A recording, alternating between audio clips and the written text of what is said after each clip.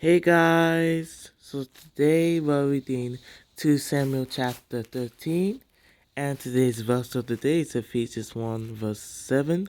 In him we have redemption through his blood, in the forgiveness of sins, in accordance with the riches of God's grace. Amen. So today we're reading 2 Samuel chapter 13. 2 Samuel chapter 13. In the course of time, Amnon, son of David, fell in love with Tamar, the beautiful sister of Absalom, son of David. Amnon became so obsessed with his sister Tamar that he made himself ill. She was a virgin, and it seemed impossible for him to do anything to her. Now Amnon had an adviser named Jonadab, son of Shimeah, David's brother. Jonadab was a very shrewd man. He asked Amnon, "Why do you, the king's son, look so haggard morning after morning? Won't you tell me?" Amnon said to him, "I'm in love with Tamar, my brother Absalom's sister." "Go to bed and pretend to be ill," Jonadab said. "When your father comes to see you, say to him, 'I would like my sister Tamar to come and give me something to eat. Let her prepare the food in my sight, so that I may watch her and then eat it from her hand.'" So Amnon lay down and pretended to be ill. When the king came to see him, Amnon said to him, "I would like my sister Tamar to come and make some special bread in my sight, so that I may eat from her hand." David sent word to Tamar at the palace, "Go to the house of your brother Amnon and prepare some food for him." So Tamar went to the house of her brother Amnon, who was lying down. She took some dough, kneaded it, made the bread in his sight, and baked it. Then she took the pan and served him the bread, but he refused to eat. "Send everyone out of here," Amnon said. So everyone left him. Then Amnon said to Tamar, "Bring the food here into my bedroom, so that I may eat it from your hand." And Tamar took the bread she had prepared and brought it to her brother Amnon in his bedroom. But when she took it to him to eat, he grabbed her and said, "Come to bed with me, my sister." "No, my brother," she said to him, "don't force me. Such a thing should not be done in Israel. Don't do this wicked thing. What about me? Where could I get rid of my disgrace? And what about you? You would be like one of the wicked fools in Israel. Please speak to the king. He will not keep me from being married to you." But he refused to listen to her, and since he was stronger than she, he raped her. Then Amnon hated her with intense hatred. In fact, he hated her more than he had loved her.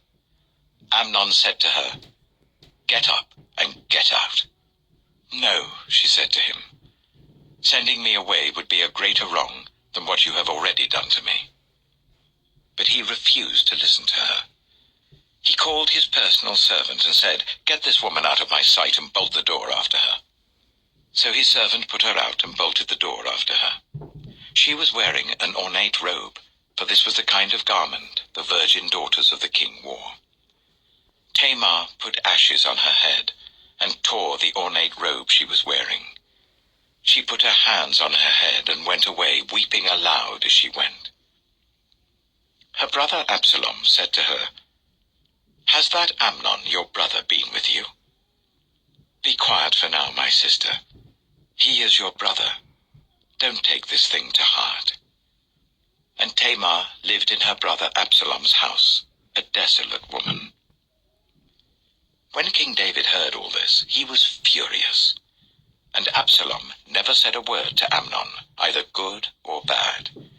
He hated Amnon because he had disgraced his sister Tamar.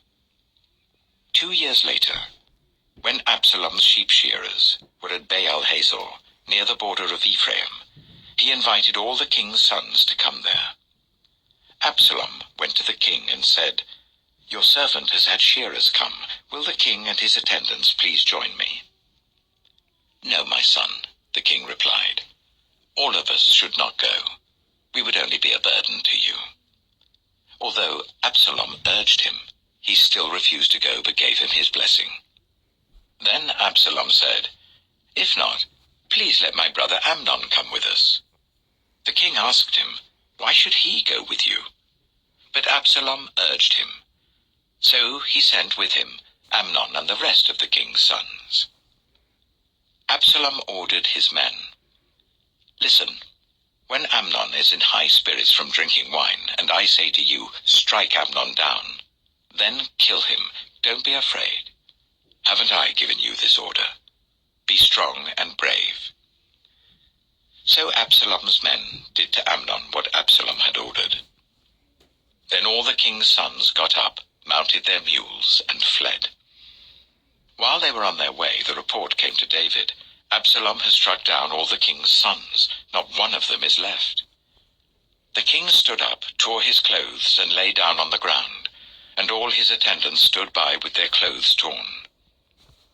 But Jonadab, son of Shimeah, David's brother, said, "My lord should not think that they killed all the princes. Only Amnon is dead."